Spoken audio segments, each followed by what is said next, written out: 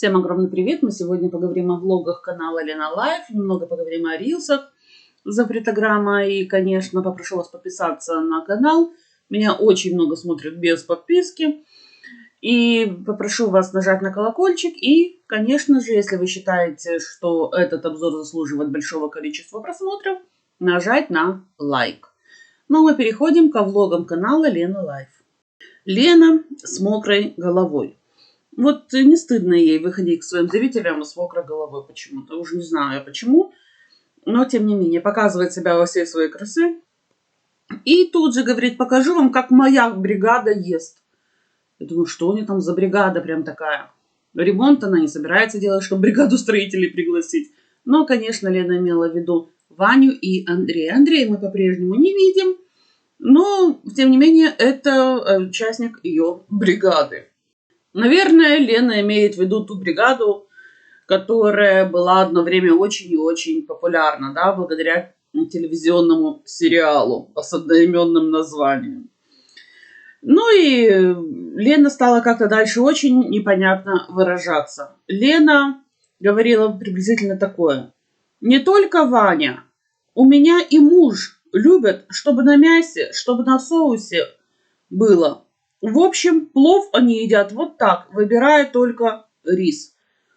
Вот как-то так Лена нам заявила, чтобы на мясе, чтобы на соусе было. Что там должно быть на мясе, что там должно быть на соусе, непонятно.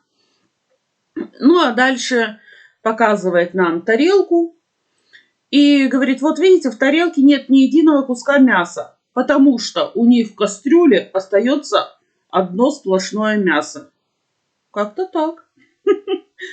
Ой, ну Лену послушать, конечно, можно подумать, что уже вечер, что Лена уже расслабилась, что уже выходной, это тоже надо учитывать, да. И как-то вот позволила себе лишнего, потому как говорила что-то очень странное, набор каких-то слов был. Но нет, насколько я поняла, это было утро, вот с утра уже несет околесицу Лена. Ваня снова в кадре почему-то, хотя, в принципе, Лена уже даже свой канал переименовала. Раньше у него назывался Лена и Ваня Лайф, а теперь он просто называется Лена Лайф, с тем, чтобы Ваню меньше показывать. И это правильно. Еще раз повторюсь, нечего ребенка показывать, тем более в неприглядном виде его выставлять.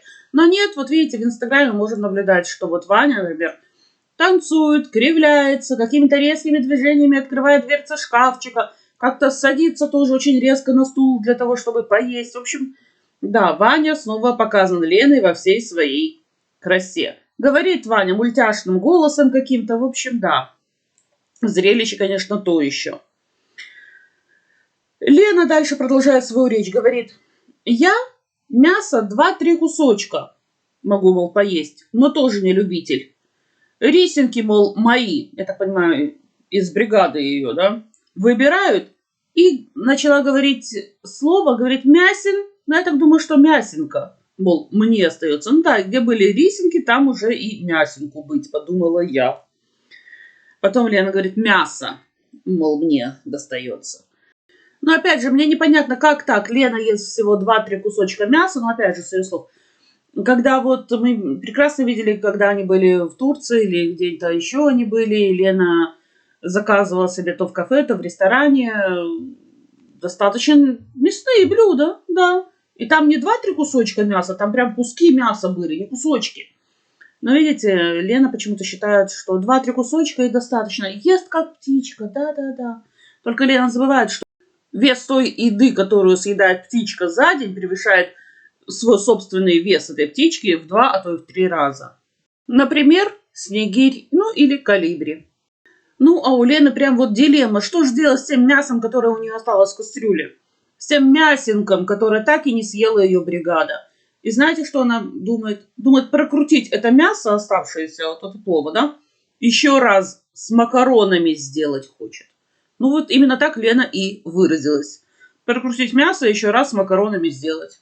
Вот понимаете это как хотите. А вообще, вы знаете, мне кажется, что просто Лена никак не может научиться мясо приготовить нормально. Оттого ее домашнее мясо в ее приготовлении, так сказать, да, в ее исполнении, не едят. Но опять же, какие домашние? Домашний один, Ваня. Потому как Андрея, повторюсь, в жизни Лены нет. Возможно, он приходит, как воскресный папа, приходит с утра за Ваней с тем, чтобы его в школу отвезти, ну и после занятия приводит его домой. Все. А вот Лена как раз в эти моменты снимает свои влоги с тем, чтобы показать, вот слышите, там где-то в интершуме вы можете расслышать то, как Андрей чихает, ходит, что-то там говорит. Ну, видимо, с вами разговаривает, и вот голос Андрея слышен. Все, мы его не видим в кадре, абсолютно. Но Лена обязательно должна сказать, что Андрей у нее присутствует в жизни.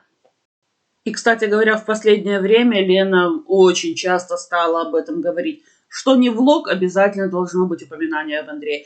Что не рилс, обязательно где-то упоминание должно быть. Андрей то, Андрей это, Андрей везде. А на самом-то деле Андрея нет, но да, жалко даже становится Лену в эти моменты. Ну, а эпопея с этим самым мясом еще не заканчивается. И Лена не знает, что с ним делать. И говорит дальше, что вот им соус нравится. Ну, опять же, той бригаде, видимо, состоящей из Андрея и Вани. Мол, им соус нравится, а мяса нет. Причем тут соус, вообще не понять мне. Ну, не понять. Мы сейчас говорим о плове с мясом, да? Ну, грубо говоря, рис с мясом. Где тут соус? Я не знаю. Ну, а дальше мама пришла в их шоурум, стала примерять всякие наряды. Ну, в принципе, мы об этом уже говорили в обзоре влога в канала «Новый день». И Лена говорит, вот мама выбрала целых 2 больших пакета вещей. Да, мама выбрала себе время и наряды. Вот видите, за окном шел дождь и рота солдат. Выбрала время и выбрала наряды. Молодец, Лена.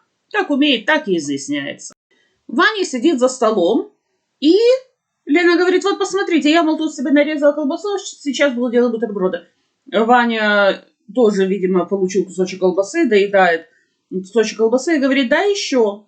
Лена просто счастлива, ребенок стал есть у нее что-то мясное. Но опять же, эту колбасу Лена купила, она ее сама не приготовила. Если бы Лена самостоятельно приготовила колбасу, что, кстати говоря, очень вряд ли, то вряд ли бы Ваня, ну или Андрей, то есть кто-то из бригады Лены, стали бы есть эту самую колбасу.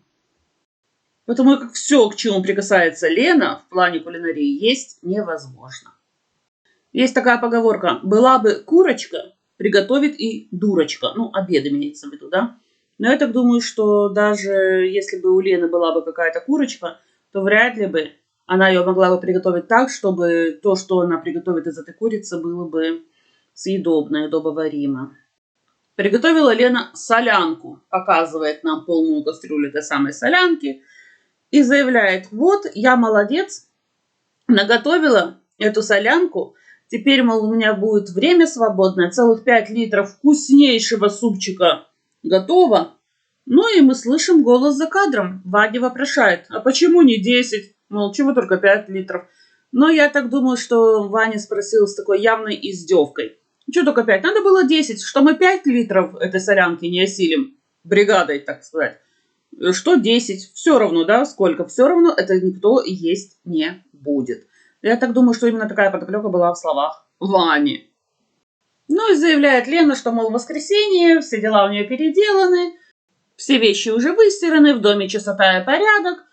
И даже вот 5-литровая кастрюля солянки у нее есть. Вкуснейшего супчика. Ну-ну. И поэтому Лена, конечно, будет расслабляться и смотреть весь день фильмы. Но тут же, вы знаете, она сама себе противоречит. Почему? Потому как в своем влоге на ютубе Лена заявила, что хотела бы она, конечно, сходить на ярмарку. Да, в воскресенье, мол, какую-то там ярмарку открыли, и надо бы сходить.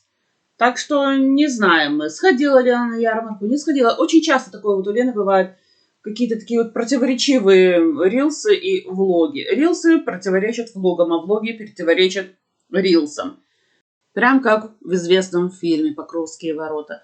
Я вся такая внезапная, противоречивая такая вся. Ну вот прям в точку. Ну а что было во влоге Лены на ютубе?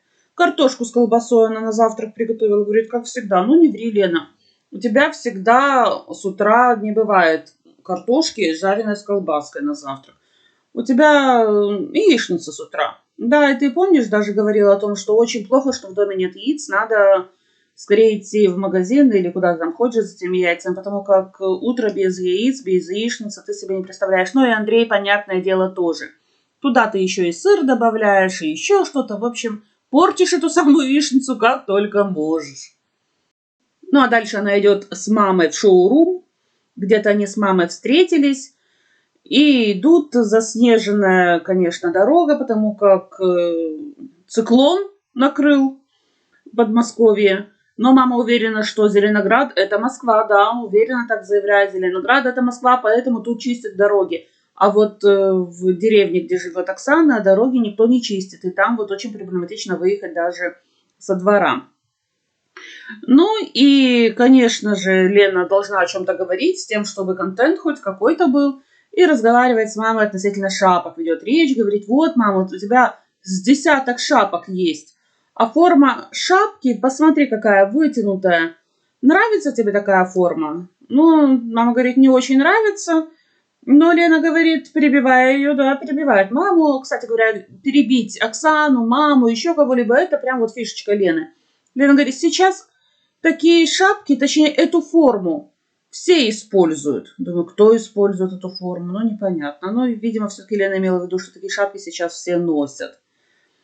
Отворачивается она от мамы, перебивает ее.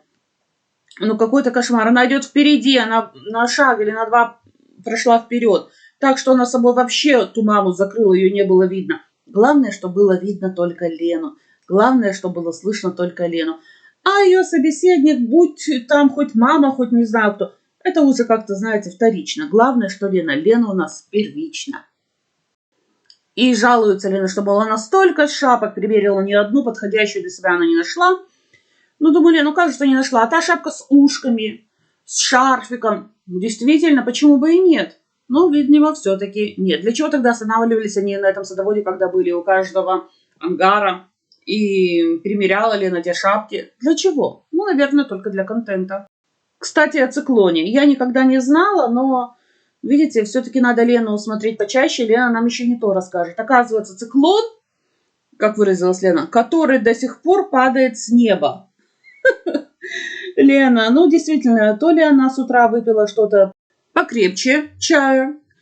Хотя, вы знаете, Лена как-то говорила о том, что нет-нет, она пьет только воду, ну или что-нибудь еще. Я так думаю, что вот что-нибудь еще Лена выпила, потому как так изъясняться, как она, я не знаю, как это возможно вообще, да.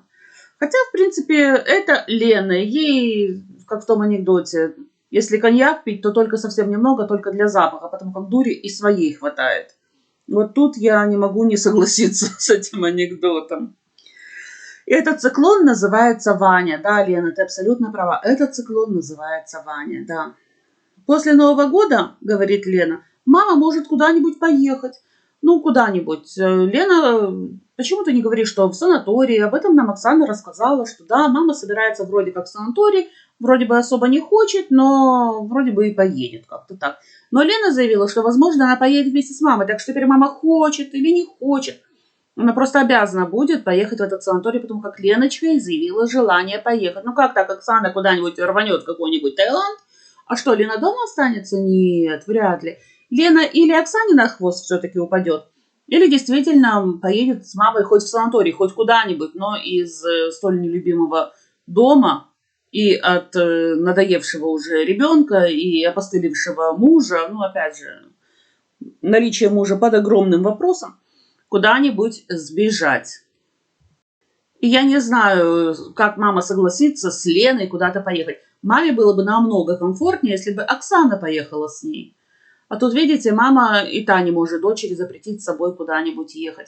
То есть Лене все равно, кому портить отпуск. То ли сестричке любимой, то ли маме. Помыла Лена голову, говорит, тонирующим каким-то там шампунем. Вроде бы она его разбавляла, вроде бы в правильных пропорциях, там другим каким-то шампунем. Но все равно у нее появился какой-то вот такой легкий фиолетовый оттенок. Говорит, вот ходит ко мне сюда в магазин, ну и в шоурум заглядывает. Женщина-парикмахер, да, вот она по профессии, и посоветовала мне этот самый шампунь тонирующий. И я думаю, бедная та женщина, которая Лене что-то посоветовала. Не получился нужный оттенок, который удовлетворял бы Лену по всем параметрам. Все, уже эта женщина-парикмахер плохая. И советовать Лене — это такое дело неблагодарное. Ну, не знаю, наверное, это в первый и в последний раз эта женщина что-то посоветовала Лене. Мол, я сделала все, как мне сказали, а вот какой оттенок у меня, мол, получился. Но Лена почему-то искренне считает, что легкий фиолетовый оттенок, почему-то он розового цвета, да. И Лена заявила: теперь я девочка с розовым. С чем ты розовым? Ну, договаривай. Девочка с розовым оттенком волос. Ну или с чем ты с розовым? Как-то странно, Лена, ты продолжаешь выражаться. Ну, а платье, которое мама на себя примерила, отличное одно, отличное другое, понятное дело. Но одно из платьев было хит-хит. Очень-очень красивое платье. Представляете?